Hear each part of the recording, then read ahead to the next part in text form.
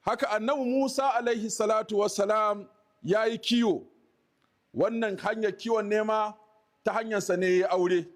Sadakin da ya biya na auren matarsa ta hanyar kiwo ya yi kiwo na shekara 10 a matsayin sadakinsa na aure. Sannan kuma Allah ya ba mu labarin annabi Ibrahim alaihi salatu wassalam wanda ya yi gini da shi da ɗansa annabi Ismail su suka gina Ka'aba.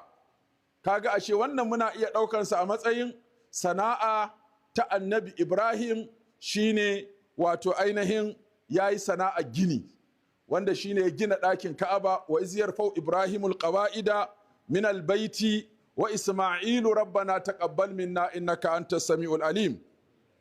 Sannan Allah ta'ala ya ba mu labarin annabi Dawud wanda ya ce wa alanna lahul hadid.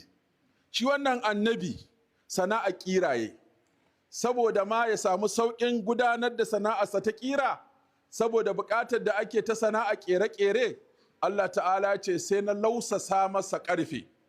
Yadda kake matsa cingan a hannunka, haka annabi Dawud yake matsa ƙarfe. Wa alanna lahul hadid a ni'imal sabigatin wa qaddir fi sard wa amalu saliha inni bima ta'maluna alim. Haka nan annabi Nuhu alaihi salatu wassalam, Allah ya ba mu labarinsa da sana'arsa. Sana'arsa shine kamar ka ce kafinta, wanda shine ya fara sana'anta jirgin ruwa. Domin da a cikin sana'ar kafinta ba sana'ar da take buƙatar nutsuwa da tara hankali da gogewa a cikin sana'ar sassaƙa da kafintanci irin sana'ar ƙera jirgin ruwa. Domin ko kaka aka samu kuskure, to jirgi yana iya zuwa tsakiya ya nutse. Saboda wannan ya zama sana'arsa ta wato ƙera jirgi, wannan jirgi da ya ƙera, wanda ta hanyarsa ne Allah ta'ala ya tseratar da al'umman da suke tare da shi a wannan zamani. Hakanan kuma Allah ta'ala ya ba mu kissa, ko kuma annabi alaihi salatu wasalam ya gaya mana cewa babu wani annabi daga annabawan Allah face suna da sana'o'i da aikin yi. Daga ciki akwai sana'a kiwo. Annabi Muhammadu sallallahu alaihi wasallam ya yi kasuwanci sannan ya yi kiwo. Ya yi kiwo, ya yi kasuwanci.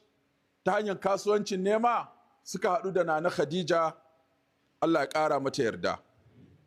Akwai sana'o'i da dama na da na yanzu, waɗanda hatta sana'o'in daɗin ana zamanantar da su, waɗanda za a iya samun wato dogaro da kai kuma a samu arziki a cikin waɗannan sana'o'i.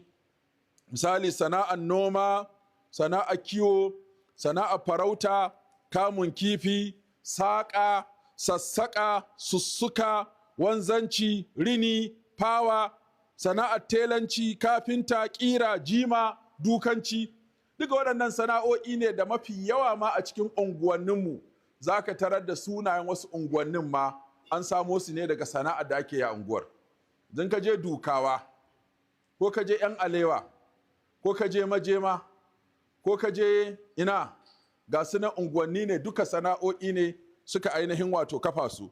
Da kuma irin sana'o'i na hidima wanda mutum zai je ya yi ƙodago, kamar mutum ya zama yaron kasuwa, ko ya zama yana fatauci, ko yana ƙwadago, ko yana aikatau, ko wanki da guga, ko malanta. Duka waɗannan sana'o'i ne.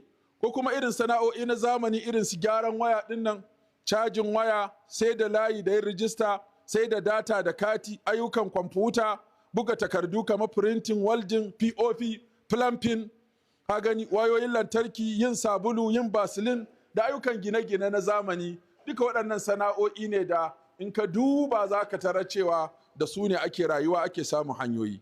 Da haka ya kamata a ƙarfafa sana'a, a ƙarfafa aikin yi. Gwamnati ba za ta iya ba mutane sana'a dukkaninsu ba, ba za ta iya ba mutane aiki dukkaninsu ba. Sai ka ga matasa, mutum ya shekara 5 ko 6 yana firamare, ya shekara 6 yana sakandare ƙarama da babba, ya tafi jami'a ya shekara 4 ko 5, ya je NYSC ya yi shekara kusan 17 ko 18 yana karatu, banda shekarunsa na haihuwa in ka haɗa 7 ko 6 za ga kai 23 ko da 4 ko da 5, amma bai iya mai da kwabo ahu ba. Sai ya zo ya ɗauko takarda wai yana bin layi yana neman aiki. In ba a samu aikin nan ba, yanzu wani ya turo min takardarsa, akara makalla yau shekara ta 5 da gama makaranta ban samu aiki ba. kaji ya shekara 17 yana karatu banda shekarunsa na haihuwa, amma ya zo ya zauna shekara 5 yana jiran wai aiki. Shi ba zai je ya aiki irin na ƙarfi ko na fasaha ko na hikima ko na ƙwaƙwalwa, ba zai ƙirƙiro wani abu da zai dinga samun kuɗi ta hanyarsa ba, yana jiran sai sanda ya samu aiki. Yanzu wannan a shekarunsa ya kai kusan 30, har yanzu fa babansa yake ba shi tuwo, har yanzu babansa yake ba shi koko da ƙosai, har yanzu babansa yake ba shi ɗumame, har yanzu babansa yake ba shi sabulu, wataƙila har gurin kwana, wataƙila har ɗinki. Ka shekara 30 har yanzu bai fara amfana maka komai ba, saboda an ƙi koya mutane sana'a. To dole a haɗa karatu da sana'a. Zuwa makaranta bai hana aje kuma a koyi sana'a. In ka dawo daga makaranta tafi wajen wane ya koya ma sana'a. In aka samu sana'a an toshe ƙofar da ake samun shaye-shaye da kashe-kashe da fitintunu da faɗace-faɗace da rashin aikin yi da zaman banza, wanda shi yake haifar da abubuwa da yawa da suke cakuɗewa a cikin al'umma. Hakanan musulunci ya ƙarfafa harkar ilimi, ya yi wajabtawa kowa ya yi ilimi. A dukkan matakan ilimi guda 3, musulunci bai daka zauna baka karatu baka ilimi baka kusa da masu ilimi ba. Kun aliman aw muta'alliman aw mustami'an wala takun rabi'an. Yi kokari ka zama malami, kai karatun da zaka zama malami. Idan baka samu damar zama malami ba, to kai kokari ka zama mai neman sani. Idan baka zama mai neman sani ba, ɗalibi mai zuwa makaranta kullum ya sa littafi a gaban malami ba, to ka zama mai saurare da tambaya. Domin Allah ta'ala ya kasa duniya kashe 2, ƙismun ya alamuna, ƙismun la ya alamuna. Wani kashin sun sani, wani kashin ba su sani ba. Su ma waɗanda ba sanin ba an karkasa su kashi-kashi. Akwai wanda bai sani ba bai san bai sani ba. Akwai wanda bai sani ba ya san bai sani ba. Haka su wanda suka sanin an kasa su kashi 2. Akwai wanda ya sani bai san ya sani ba, akwai wanda ya sani ya san ya sani. To sai Allah ta'ala da ya kasa duniya 2 sai ce fasalu ahlal dhikri in kuntum la ta'lamun. Ku tambayi ma'abota ambato in ba ku sani ba. A wannan aya bayan Allah ta'ala ya kasa duniya 2, waɗanda suka sani da kashe-kashensu, wanda ba sani ba da kashe-kashensu, sai kuma ya wato wajabta wa kowa aiki, ya wajabta wa waɗanda suka sani su koyar da waɗanda bu sani ba, kuma ya wajabta wa waɗanda bu sani ba su tambayi waɗanda suka sani. To in kaga al'umma ta shiga cikin halin kakanika a ɓangaren ilimi, jahilci ya yi katutu, jahilci ya samu gurin zama, jahilci ya mamaye, to ɗayan biyu ne ya faru. Ko dai masu koyarwa sun daina koyarwa ko masu tambaya sun daina tambaya. To kuma kai an wajabta maka in baka sani baka tambaya. Malam mai ahdari yana cewa wala yahillu lahu an ya fa'ala fi'lan hatta ya alama hukuman lahi fihi. Baya halatta mutum ya aikata kowane irin aiki. Aikin nan wajibi ne, ko haramun ne, ko mustahabbi ne, ko makaruhi ne, ko ja'izi ne, al-ahkamu takalifiyya, hatta yas'alul ulama, ya tambayi malamai. In bai sani ba, wa yas'alul ulama, ya je ya tambayi malamai. Su ko malamai an ce man su'ila an ilmin fakatamahu uljima yawmal qiyama bil jamin nar. Wanda yana da ilimi aka yi masa tambaya ya ɓoye sani, to Allah zai masa linzamin wuta da ilimin sa ranar alkiyama. Ka yi karatu ka san abu, sai wani jahili ya zo shi bai sani ba, ya ce gafata malam ina da tambaya akan kaza, sai ka ce kai tafi da Allah, ni yanzu na daina amsa tambaya. To wannan ilimin da Allah ya baka, in ka bashi ai ba raguwa za ka yi ba. Bambancin ilimi ma kenan da kuɗi. Kuɗin kana bayarwa ƙarewa suke, amma shi ilimin kana ba da shi ƙaruwa yake yi. So da haka wanda aka tambaye shi ilimi ya sani, ya yi rowa ba da ilimin nan, za a yi masa linjamin wuta da iliminsa. Shi kuma wanda ya ƙi tambaya, fa inna ma shifa'u ayyi su'al, wanda bai sani ba maganinsa ya nemi wanda ya sani ya masa tambaya. To idan aka samu waɗannan abubuwan guda 2, waɗanda suka sani suna koyarwa, wanda ba su sani ba suna yin tambaya ko suna zuwa suna ɗaukan ilimi, to nan da nan za ka ga ilimi ya yaɗu. Shi kuma ilimin sai malamai suka kasa shi kashi 2. Akwai ilimin da ya shafi harka addininka na abubuwan da Allah ya wajabta maka. Awwalu ma yajibu alal mukallaf tashihu imanihi thumma ma'rifatu ma yuslihu bihi farada ainihi. Ilimin da aka tilasta maka ka koya a matsayinka na mukallaf shine ka san yadda zaka gyara addininka, ka san yadda zaka aiwatar da addininka, ka san yadda zaka gyara farillar da ta zama wajibi a kanka. Sannan duk abin da zaka aikata ya kamata ka nemi iliminsa.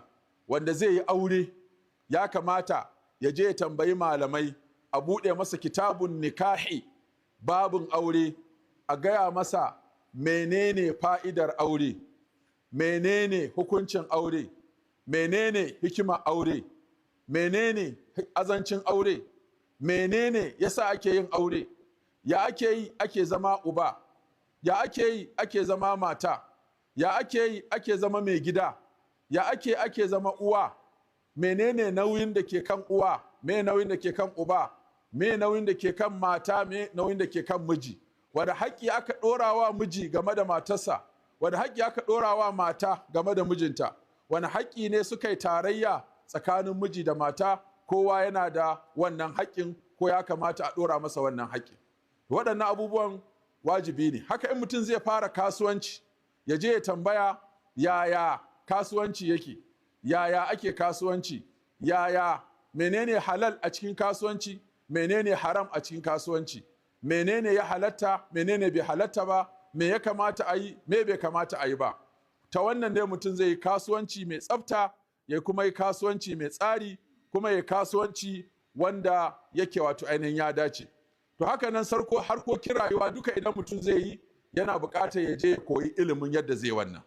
To idan aka yi wannan, an ce sahabban manzon Allah sallallahu alaihi wasallama saboda kwaɗayinsu na ilimi da kuma kwaɗayinsu kasuwanci, sai mutum ya ce to kai yau ka je makaranta, ni kuma na je mana kasuwa.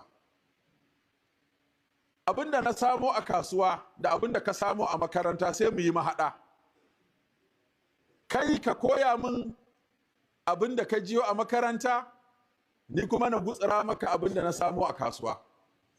Gobe kuma sai a juya, shi wanda ya je makaranta jiya sai ya tafi kasuwa yau, wanda ya je kasuwa jiya sai ya je makaranta yau. Makarantar kuma gaban manzon Allah ne sallallahu alaihi wasallam. Na mutum zai zo ya zauna ya kurum, ya nutsu ya tara hankalinsa. Duk abinda duk wani motsi da manzon Allah sallallahu alaihi wasallam ya ilimi ne.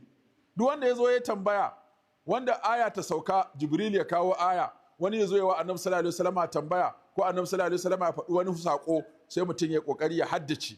Wanda bai iya haddacewa bai dan samu abin rubutu ya rubuta. Idan suka zo a mahaɗa, shi kuma yana can kasuwa yana ta zirga-zirga na nemo musu abinci.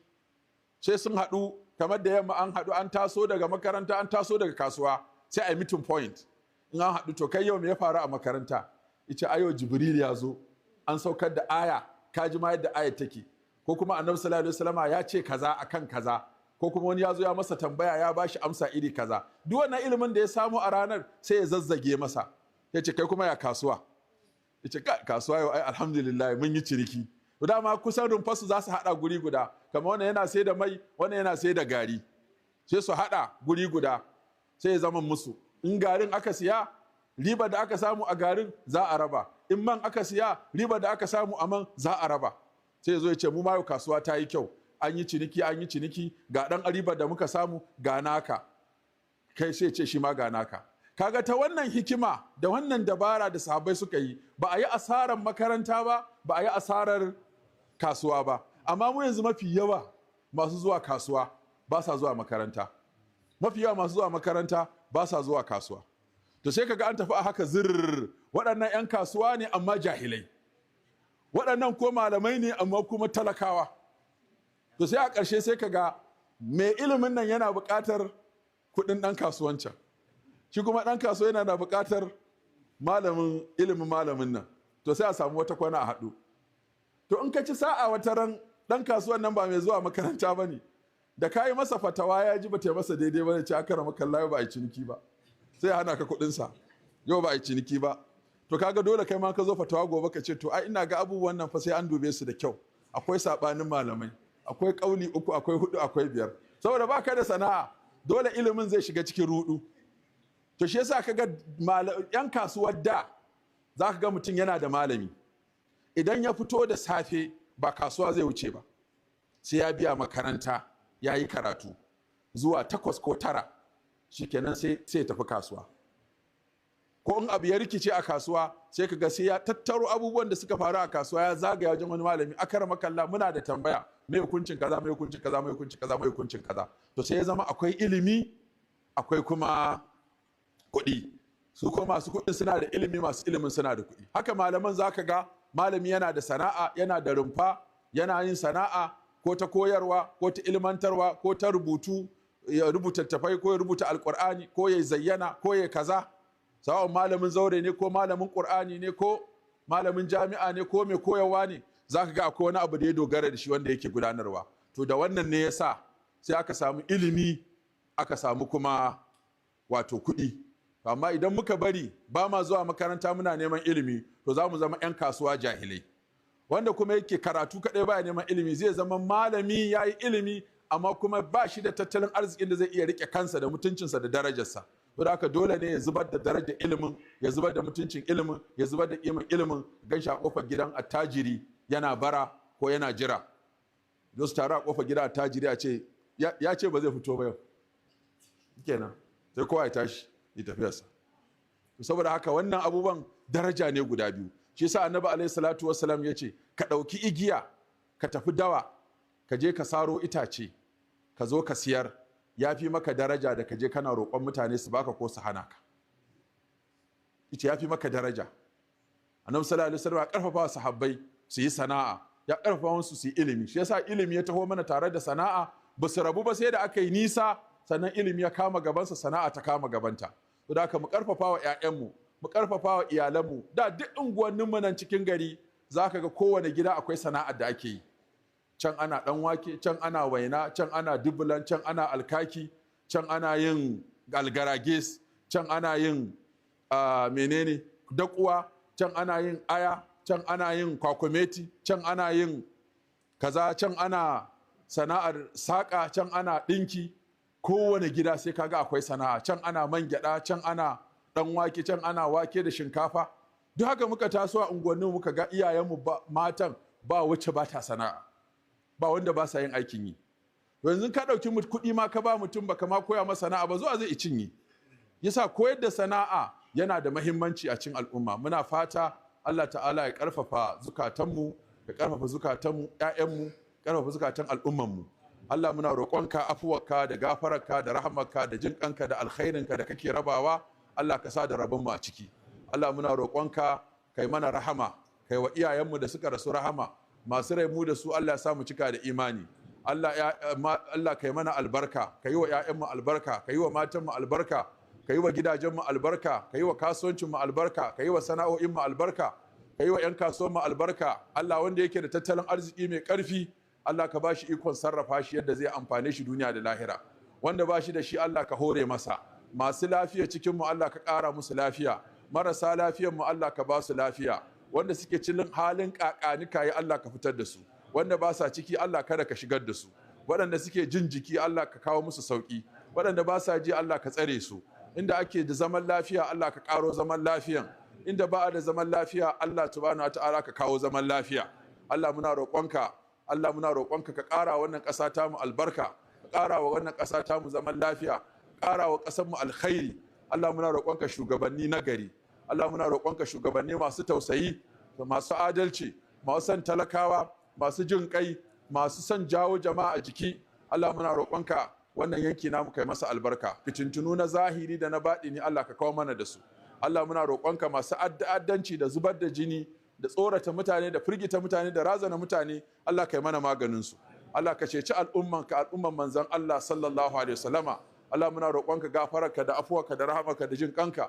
Allahumma qassim lana min khashyatika ma tahulu bihi bainana wa bain ma'asika wa min ta'atika ma tuballighuna bihi jannataka wa min al-yaqini ma tuhawwinu bihi alaina masa'ib ad-dunya wa matti'na Allahumma bi asma'ina wa absarina abadan ma abqaitana waj'alhu al-waritha minna waj'al tharana ala man zalamana وانصرنا على من عادانا ولا تجعل مصيبتنا في ديننا ولا تجعل الدنيا أكبر همنا ولا مبلغ علمنا ولا إلى النار مسيرنا ربنا لا تزغ قلوبنا بعد إذ هديتنا وهب لنا من لدنك رحمة إنك أنت الوهاب. ربنا آمنا بما أنزلت واتبعنا الرسول فاكتبنا مع الشاهدين.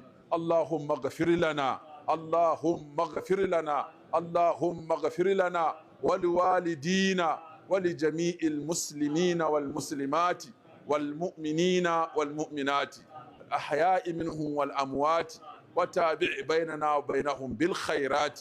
رب اغفر وارحم وأنت خير الراحمين. ولا حول ولا قوة إلا بالله العلي العظيم. وقوموا لصلاتكم.